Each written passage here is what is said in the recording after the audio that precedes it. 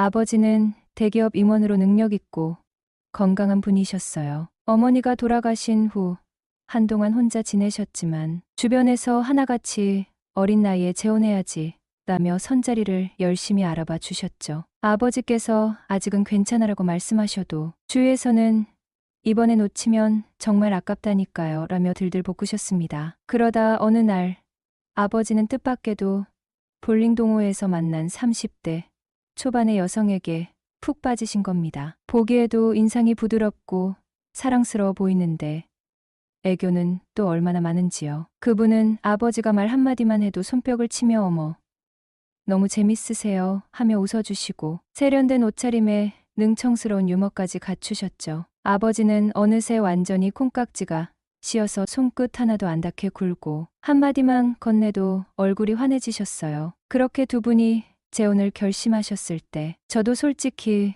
그분이 주는 에너지가 참 좋다고 느꼈어요. 집안에 활기와 웃음이 넘치고 아버지가 예전보다 더 생기 있어 보이시더군요. 뭐랄까 이제 아버지도 새로운 활력과 함께 인생 2막을 신나게 시작하신 느낌이랄까요? 그날 아버지에게서 점심같이 하자라는 뜻밖의 연락이 왔습니다. 경상도 남자 특유의 무뚝뚝함으로 웬만해선 감정을 잘 표현하지 않으시는 분이 학교까지 찾아와서 밥 먹자고 하다니 웬일인가 싶었죠. 아버지, 무슨 일 있으세요?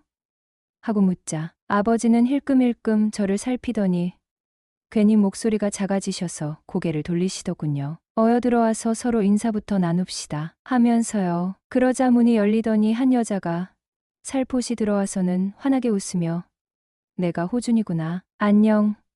하고 인사를 건넸습니다. 당황스러웠지만 저도 얼떨결에 안녕하세요라고 인사를 돌려주었죠. 그녀가 아버지 옆에 앉고 순간 어떤 느낌이 팍 들더라고요. 아버지, 이분이? 그러자 아버지가 어색하게 말씀하시더군요. 응, 재혼할 사람이다. 처음에는 정말 반대했습니다. 고생만 하다 돌아가신 엄마가 불쌍하다. 혹시 이분이 아버지 재산을 노리는 건 아닐까? 이런 복잡한 생각들이 머릿속을 가득 채웠죠. 아버지에게 혼인신고는 안 돼요 라며 딱 잘라 말하기도 했습니다. 그런데 그분은 저희 집에 들어오게 되었고 아버지는 47, 새어머니는 33살 나이 차가 고작 13살밖에 나지 않다 보니 오히려 저와 더 가까운 나이라는 생각에 묘하게 서먹했습니다. 처음엔 괜히 엄마 생각이 나서 그녀가 하는 말마다 미워 보였어요. 아버지를 빼앗기는 기분이랄까. 질투도 나서 대꾸조차 하지 않았죠. 그럴 때마다 새어머니는 난감해하셨고 결국 아버지께서 저를 불러다 제발 좀 다정하게 대해라라고 단단히 타이르셨습니다. 하지만 한 지붕 아래서 함께 지내며 시간이 지나니까 묘하게 정이 들기 시작하더군요. 서서히 그녀는 단순한 새어머니가 아닌 인생 이야기도 나눌 수 있는 친구 같은 존재로 느껴졌습니다. 어느새 그녀는 제가 고민을 털어놓을 수 있는 편안한 사람이 되었고 애교 많고 명랑한 새어머니 덕에 우리 집이 많이 밝아졌다는 걸 인정하게 되었습니다. 그러고 보니 아버지의 콩깍지에는 그럴 만한 이유가 있었던 거죠. 그렇게 조금씩 마음을 열기 시작하면서 새어머니에게 살갑게 대하게 되었어요. 처음에는 그저 서먹한 감정으로 대했지만 시간이 지나면서 그녀가 진심으로 아버지를 아끼고 우리 가족을 위해 많은 노력을 기울인다는 걸 느꼈죠. 언제나 따뜻한 미소로 우리 가족을 보듬고 부족함 없이 살뜰히 챙겨주시는 모습이 정말 인상 깊었어요. 덕분에 집안 분위기는 점점 더 밝아졌고 저도 자연스럽게 마음을 열어 그녀와 친구처럼 가족처럼 지내게 되었습니다. 아버지도 새어머니와 함께할 때 참 행복해 보이셨어요. 예전에는 무뚝뚝하고 일에만 매진하셨던 분이 이제는 작은 일에도 웃음을 터뜨리고 새어머니와 소소하게 장을 보러 가거나 주말마다 여행을 다니면서 밝은 모습을 보여주셨습니다. 어쩌면 제가 어머니가 돌아가신 후 처음 보는 아버지의 행복한 모습이었을 거예요. 아버지가 그렇게 활기차게 웃는 모습이 얼마나 보기 좋았는지 모릅니다. 저 역시 두 분의 관계가 깊어지면서 가족으로서의 일체감과 따스함을 느꼈고 그 덕에 세상에 혼자 남겨진 것 같은 외로움에서 벗어날 수 있었습니다. 그러나 아버지의 행복한 결혼 생활은 오래가지 못했습니다. 재혼 후 3년 정도가 지났을 무렵 예기치 않은 일이 벌어진 거죠. 아버지가 교통사고를 당하셨다는 소식을 받았을 때 저는 그저 믿기지 않았습니다. 설마 그럴 리가 없잖아 라는 생각만 가득했어요. 너무도 갑작스러워서 꿈인지 현실인지조차 구분할 수 없었습니다. 하지만 병원에 도착했을 때 모든 것이 현실임을 깨달아야만 했습니다. 사고는 치명적이었고 그토록 건강하셨던 아버지는 이미 이 세상 사람이 아니었습니다. 새어머니 역시 충격을 감당하기 힘들어 보였어요. 평소 강하고 당당해 보이던 그녀가 한순간에 무너진 듯한 모습으로 아버지의 빈자리를 바라보고 있었죠. 그녀의 눈에 맺힌 눈물이 얼마나 아프게 느껴졌는지 모릅니다. 제가 겪은 슬픔도 컸지만 새어머니가 홀로 남겨진 채 아버지와의 짧은 행복을 잃고 혼자가 되었다는 생각에 마음이 더욱 아팠습니다. 아버지와 함께 만든 꿈과 계획들이 모두 무너진 상황에서 그녀는 혼자 이 모든 슬픔과 현실을 받아들여야 했으니까요. 장례를 마친 후 집안은 한순간에 고요해졌고 우리는 각자의 상실감을 견뎌야 했습니다. 특히 새어머니는 눈에 띄게 삶의 활기를 잃어버린 듯했습니다. 일상 속에서 아버지의 빈자리가 느껴질 때마다 그녀는 어쩔 수 없이 애써 웃음 짓곤 했지만 슬픔이 가득한 모습은 감추지 못했죠. 저 역시 그런 그녀를 보며 마음이 아팠습니다. 아버지의 빈자리가 깊게 남아있던 집에서 저와 새어머니 둘만이 남게 된 지도 어느덧 시간이 꽤 흘렀습니다. 경제적으로는 큰 문제가 없었지만 아버지가 남기고 가신 여러 일들을 해결해야 했고 마음의 빈자리도 너무나 컸습니다. 무엇보다 새어머니가 이 상실의 무게를 고스란히 짊어지고 있는 모습이 제 눈에 선했죠. 그녀가 힘들어할 때마다 가슴 한편이 짓눌리는 기분이 들었습니다. 어느 날 저는 결심했습니다. 그녀가 이 삶을 다시 시작할 수 있도록 도와주자고요. 그렇게 해야 저도 제 자리로 돌아가 내 삶을 편히 살아갈 수 있을 것 같았어요. 그래서 그날 밤 간단하게 한 잔을 하며 속 깊은 이야기를 나누기로 했습니다. 우리 사이에는 처음엔 어색한 침묵이 흘렀지만 곧 잔잔한 대화가 이어졌습니다. 잔을 한 모금 마시며 저는 조심스럽게 입을 열었습니다. 언제까지 이렇게 지낼 건가요? 라는 말이 제 입에서 나왔습니다. 순간 새어머니가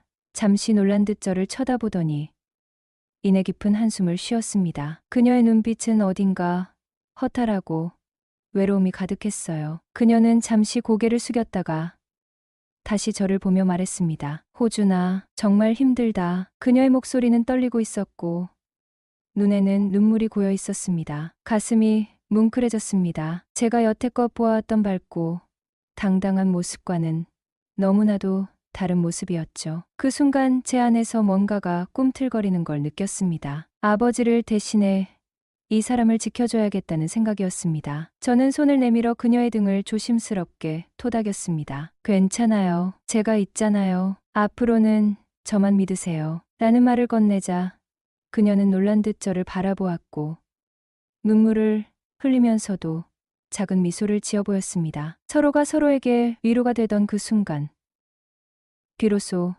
우리는 진정한 가족이 되어가는 느낌이 들었습니다. 그렇게 해서 그녀와 단둘이 지내게 된 지도 어느덧 1년이 넘었습니다. 우리는 서로를 진심으로 아끼며 일상 속에서 작은 행복을 나누는 법을 배웠습니다. 힘든 시간 속에서도 서로의 웃음과 위로가 조금씩 우리 삶을 채워주었죠. 아버지가 남긴 빈자리는 영원히 가슴 속에 남아있겠지만 그녀와의 새로운 일상이 이제는 저에게도 소중한 삶의 일부가 되었습니다. 할아버지께서 노안으로 돌아가신 후 시간이 조금 흐른 어느 날 큰아버지께 연락이 왔습니다. 호준아, 너도 상속 관련해서 서류 처리해야 하니 큰 집으로 오너라. 평소엔 잘 연락하지 않던 큰아버지라 무슨 일인가 싶었죠. 농사짓던 할아버지의 땅이라 해봐야 얼마나 되겠나 싶었는데 상속분이 무려 15억 원이라니 귀를 의심했을 정도였죠. 경북 영천의 시골 땅값이 그렇게 오를 줄은 정말 몰랐어요. 며칠 후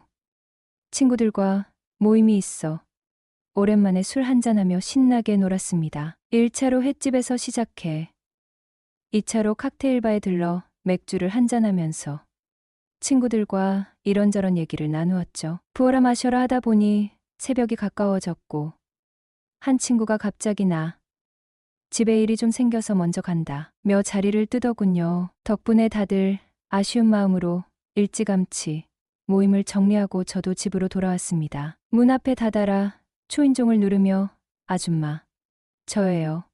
하나뿐인 아들, 호준이라고 장난스럽게 말했죠. 새엄마는 문을 열며 웃으며 맞이했어요. 저는 가볍게 웃으며 말했습니다. 저한텐 이제 아줌마밖에 없네요. 하지만 욕심일까요? 이제 아줌마도 좋은 사람 만나서 새 출발하셔야죠. 언제까지 저랑 이렇게 지낼 순 없잖아요. 새엄마는 저를 빤히 쳐다보더니 고개를 갸우뚱하며 웃더군요. 오늘따라 좀 이상한 소리만 하네라며 얼음, 물 한 잔을 가져다 주었습니다. 물을 들이켜며 한숨을 내쉬자 그제야 새엄마도 피식 웃으며 말했죠. 그나저나 호준이 왜 자꾸 나가라는 식으로 이야기해? 나랑 사는 게 싫은 거야? 아니에요.